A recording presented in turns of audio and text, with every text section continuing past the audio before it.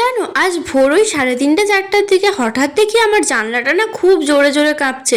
আর তারপর ঘুম ভাঙতে দেখি আমার ফ্যানটাও অফ হয়ে আছে। আর অত ভোরে না প্রচণ্ড ঘুম পায়, তো সেজন্য ঘুম ভাঙলেও কি হচ্ছে ঠিক বুঝতে পারা যায় না। আমি ভাবছি কেউ আমার জানলাটা আবার ধাক্কা দিচ্ছে নাকি। তারপর মনে পড়ছে না, আমি তো এত ওপর তলাতে থাকি। দিয়ে দেখছি আমার ফ্যানটাও যে অফ হয়ে আছে। দিয়ে একটু উঠে বসলাম, তারপর আমি বুঝতে পারলাম ও বাবা, বাইরে তো ততক্ষণে প্রচুর জোরে ঝড় শুরু হয়ে গেছে। ঝড়ের সাথে না বৃষ্টিও পড়ছিল, আবার প্রচুর বিদ্যুৎ চমকাচ্ছিল। সেই জন্য আবার কারেন্টও চলে গেছিল। এটাই বছরের প্রথম বৃষ্টি ছিল, তার আবার একদম মাঝরাতে। আচ্ছা, যেহেতু বৃষ্টি হয়েছিল ভোর ভোর, সেজন্য না ওয়েদারটা অনেকটা ঠান্ডা ঠান্ডা ছিল, তো খুব মোমো খেতে ইচ্ছে করছিল। সেজন্য মা আজকে সন্ধ্যাবেলা বানিয়ে দিয়েছিল বাড়িতে ভেজ মোমো। সেই সাথে একটা স্যুপ নিয়ে এসেছিলাম, আর এই চাটনিটাও মাই বাড়িতে বানিয়েছিল।